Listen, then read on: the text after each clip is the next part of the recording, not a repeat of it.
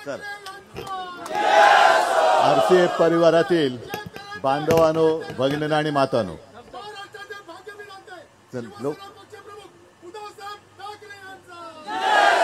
तुमचं सगळ्यांचं अभिनंदन करायला मी इथे आलेलो आहे.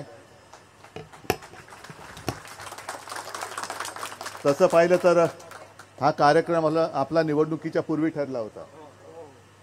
कोणी तंगडं मध्ये घातलं तुम्हाला माहिती आहे, आणि आपल्यामध्ये तंगडं घातलं की आपण काय करायचं ते तुम्ही त्याला करून दाखवलेलं आहे. मर्याला तर आडवा करायचा, तसं तुम्ही आडवा केला त्याला. पुन्हा तो काय आपल्या वाटेला जाईल असं वाटत नाही. मी तर म्हणेन त्याने वाटेला जाऊ नये असा एक प्रेमळ सल्ला मी त्याला देतोय. विनायकजी, तुम्ही भाषणामध्ये काय डीजी डीपी डीजी का डीपी डीएसपी नाही, आपला माणूस आहे. त्यांचं कौतुक केलं आणि केलंच पाहिजे. तुमच्या सगळ्यांचं कौतुक केलं पाहिजे. कारण तुम्ही सांगितलं, तुम्ही आणि विलास पोतनीस हे लोक बोलवतात तेव्हा येतात. मी तर अनेक वर्षानंतर आलो असेल, आणि आल्यानंतर पहिला जो भगवा फडकला होता तो आजही त्याच डौलाने शानदारपणाने तुम्ही फडकवत ठेवलाय. हे तुमचं खास कर्तृत्व आहे. आणि आरसीएफची वाटचाल तुम्ही सांगितली. पहिला मोर्चा किती मोठा झाला होता, मग शरद भाऊनी काय केलं, तुम्ही सगळ्यांनी काय केलं. आज सुद्धा तसं काही संकट गेलेलं नाहीये. संकट नव्याने पुन्हा आपल्या समोर उभं राहते. कारण आत्ताचं जे खोके सरकार आहे, हे सरकार जणू काही ते मुंबई त्यांनी विकायलाच काढलेली आहे. मुंबईतला मराठी माणूस हद्दपार झालाच पाहिजे ही या सरकारची सुपारी, सरकारने घेतलेली सुपारी आहे. आणि मी तर म्हणतो की आता हे केवळ 2-3 महिन्याचं राहिलेलं आहे. तुम्ही जो खाजगीकरणाचा विषय काढला, बघू ना कोणाची एवढी खाज आहे बघून घेऊ आपण. येऊनच बघा काय खाजवायचं ते बघू, काय खाजवायचं तुमचं. पण ही अत्यंत घाणेरडी व्यापारी वृत्ती आहे. मुंबईला खतम करून टाकायचं, मुंबईचं वैशिष्ट्य मारून टाकायचं, मराठी माणसाला बेकार करायचं. पुन्हा कंपन्यांच्या जाहिरात येत आहेत, मराठी माणसाला नो एंट्री. बिल्डिंग ज्या उभ्या राहतात त्याच्यामध्ये मराठी माणसाला नो एंट्री. मग पुन्हा तो जो काही 66 सालचा एकूण जो काळ होता तो परत उभा करायचा का, हा विचार आम्ही जर केला तर मग आमचं त्याच्यात चुकलं काय त्याच्यामध्ये. आहे 66-24, 1966-2024 सगळे गुण्यागोविंदाने राहत आहेत. सगळे हिंदू म्हणून राहत आहेत. त्या हिंदूंचं रक्षण आम्ही हिंदू म्हणून केलं, आणि आता तर आपल्यासोबत इतर समाजाचे सुद्धा लोक येत आहेत. मग एवढं सगळं चांगलं चाललेलं असताना हा मिठाचा खडा का टाकताय. हे आरसीएफ म्हणजे संपूर्ण देशाची जो अन्नदाता आहे, त्या अन्नदाताला तुम्ही खत देता. मध्ये लोकसभेच्या वेळेला मी बघितलं होतं, खतांच्या पिशवीवर सुद्धा मोदींचा फोटो. अरे संबंध काय. लसीकरणाच्या सर्टिफिकेटवर मोदींचा फोटो होता, कारण लस म्हणे त्यांनी तयार केली असं आमच्या उपमुख्यमंत्र्यांचा शोध होता. मग लस त्यांनी तयार केली मानलं आम्ही, म्हणून तुम्ही त्यांच्यावरती मोदींचा फोटो टाकला. खताचं काय, खत कोणी तयार केलं, त्याचा तर काही संबंध नाही आहे. पण राष्ट्रीय विचाराला खत पाणी टाकणारी देणारी ही तुमची नाही म्हटलं तरी मोठी सगळ्यात कंपनी आहे. राष्ट्रीय विचार, नुसतं राष्ट्रीय केमिकल अँड फर्टिलायझर नाही, तर राष्ट्रीय विचारांचं जे बी बियाणं आहे ते आणखीन फोफावलं पाहिजे, त्याला अंकुर फुटले पाहिजेत, आणि ते सक्षम असलं पाहिजे. ते काम तुम्ही करता आहात. शेतकऱ्यांचे जे काही मुद्दे आहेत ते मी ग्रामीण भागात मांडत असतो, पण शेतकऱ्याला मुळामध्ये बोगस बियाणं दिलं तर होणार काय. अत्यंत निकृष्ट दर्जाची खतं दिली तर करणार काय. मेहनत होते, पण मेहनत घेऊन जर सगळं बोगसच असेल, बोगस बियाणं असेल, खतं बोगस असतील, तर शेतकरी तरी करणार काय. आणि त्या शेतकऱ्याला एक तुमच्यामध्ये आधार वाटतोय, विश्वास वाटतोय की ही आरसीएफ ही माझी कंपनी आहे, आणि त्याहीपेक्षा अभिमानाचं त्याला वाटत असेल की ही आरसीएफ त्याच्यामध्ये माझ्या हक्काच्या शिवसेनेची युनियन आहे.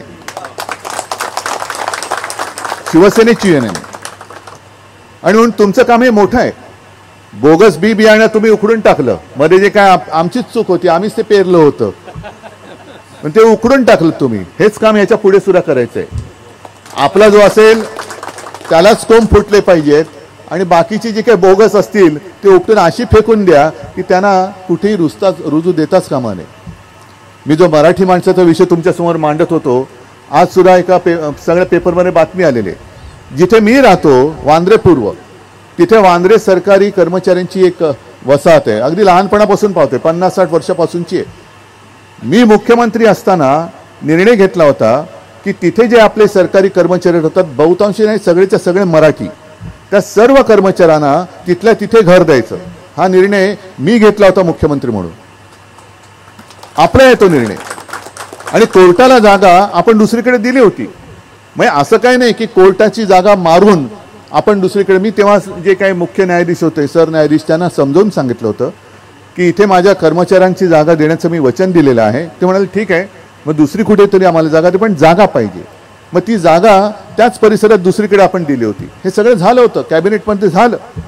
मग आता नेमकं असं अचानक काय झालं की त्या इमारती त्यांनी पाडायला घेतल्या आणि कर्मचाऱ्यांना सांगितले की तुम्ही दुसरा एखादा भूखंड मागा. काय म्हणून मागायचा? जे सरकार चालतंय, सरकार तुमच्या दारी. सरकार म्हणजे केवळ मुख्यमंत्री नाही, उपमुख्यमंत्री किंवा मंत्री नाही आहेत, तर आयुष्यभर जे काम करतात खरं सरकार ते चालवतात. आणि त्या कर्मचाऱ्यांची जर का अशी दुर्दशा होणार असेल, त्यांना रस्त्यावरती आणून दुसरा भूखंड, म्हणजे हा जो आहे तो द्यायचा, म्हणजे आता इकडे कोर्टाच्या नावाने कोर्टाला द्यायचा. कोर्ट दुसरीकडे जागा घ्यायला माझ्या वडील तयार होतं. अनेक मोक्याचे भूखंड अदानीच्या घशात टाकायचे. म्हणजे संपूर्ण एक कदाचित, म्हणजे आपण ते होऊ देणार नाही, पण आरसीएफ सुद्धा अदानीच्या घशात घालण्याचा त्यांचा डाव आहे की काय? तुमच्या ज्या काही मालमत्ता असतील त्या सुद्धा आरसीएफने आता लोडाच्या घशामध्ये घालायच्या. मग जायचं कुठे आम्ही?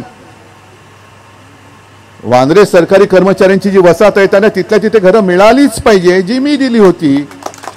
त्याच्यासाठी शिवसेना आज सुद्धा आग्रही आहे, मिळालीच पाहिजे. आणि जर भूखंड मागायचा प्रश्न असेल तर अदानीला दिलेला जो वांद्रे रेक्लेमेशनचा भूखंड आहे ना, तिकडे नाही तर त्या सरकारी कर्मचाऱ्यांना हक्काची घरं द्या. चला, आमची तयारी आहे, द्या तिकडे घरं. वांद्रे रेक्लेमेशनचा जो आपल्या मिंदेच्या हातातलं जे खातं आहे MSRDC, तो म्हणजे मोक्याचे सगळे भूखंड, अगदी बांद्रा कुर्ला कॉम्प्लेक्समधला जो चांगला भूखंड होता, जिथे आपण फील्ड हॉस्पिटल उभं केलं होतं 15 दिवसात, आणि हजारो लाखो रुग्णांचे प्राण, जसं करोनामध्ये तुम्ही चांगलं काम केलं होतं तसं तिकडे आपण सरकार म्हणून काम केलं होतं. आपलं सरकार पाडल्यानंतर पहिला पवित्र निर्णय त्यांच्यासाठी काय घेतला?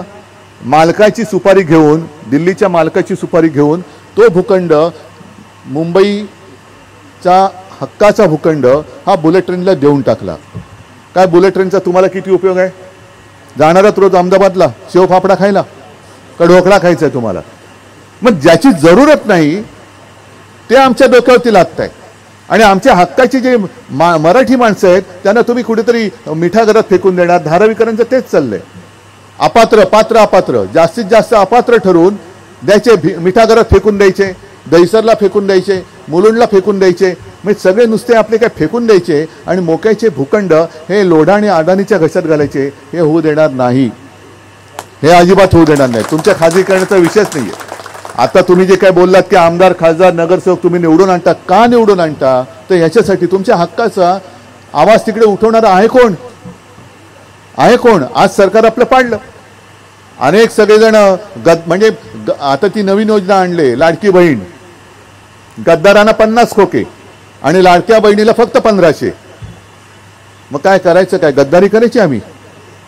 म्हणजे गद्दारांना तुम्ही भरभरून देताय आणि आणखीन देण्यासाठी पुन्हा मतांसाठी लाच देऊन आम्हाला मतं द्या. म्हणजे पुन्हा आम्ही तुमच्या डोक्यावर बसतो आणि बसलो की तुम्हाला आम्ही बेघर करतो.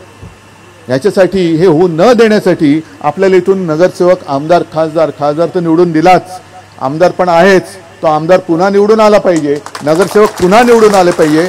तर आपण हा सगळा जो काय भगवा डौलाने मिरवतोय त्याला तो अर्थ राहील. आणि म्हणून एक चांगलं पवित्र काम, केवळ शिवसेनेची युनियन नाही, मी तर म्हणतो प्रत्येक पक्षाला आणि प्रत्येक युनियनला एक काहीतरी गुणवैशिष्ट्य असलं पाहिजे. माझी युनियन आहे, माझ्या युनियनचं हे वैशिष्ट्य आहे, तुमच्या युनियनचं वैशिष्ट्य काय सांगा? आम्ही भगवा हातात घेतोय, पण त्या भगव्याचे गुणधर्म आणि भगव्याला अभिमान वाटेल असं काम आम्ही करतोय. तुम्ही जे हातात फडकी फडकवतायत त्याचा गुणधर्म आम्हाला सांगा. वाटेल तेव्हा यायचं आणि वाटेल ती फडकी घ्यायची आणि मराठी माणसाला नेस्तनाबूत करायचं, हे आम्ही मुंबई आणि महाराष्ट्रात होऊ देणार नाही. म्हणून जे मी काल सांगितलं की लोकसभेची निवडणूक ही देशाच्या लोकशाहीची रक्षण करणारी निवडणूक होती, संविधानाच्या रक्षणाची होती. आता येणारी विधानसभेची निवडणूक हे महाराष्ट्राच्या, महाराष्ट्र धर्माची, मराठी माणसाची आणि महाराष्ट्र प्रेमींचं रक्षण करणारी निवडणूक आहे. आणि साहजिकच आहे, जे म्हणजे जसं तुमचं खताची कंपनी आहे तसं आमच्याकडे आमच्या वैचारिक बीजांची कंपनी आहे.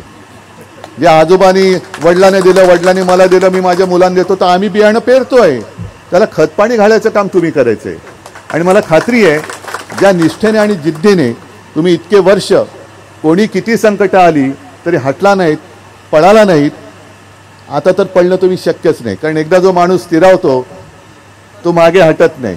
म्हणून ही सगळी आव्हानं झेलणारे तुम्ही सगळे माझे सवंगडी, तुम्हाला खूप खूप शुभेच्छा देतो. आणि या RCF कंपनीला सुद्धा, म्हणजे मॅनेजमेंटची सुद्धा आपल्यासोबत आहे, त्यांना सुद्धा अभिमान वाटला पाहिजे की अरे माझ्या कंपनीत एका राष्ट्रीयत्व जपणाऱ्यांची युनियन आहे, याचा सुद्धा एक अभिमान वाटला पाहिजे.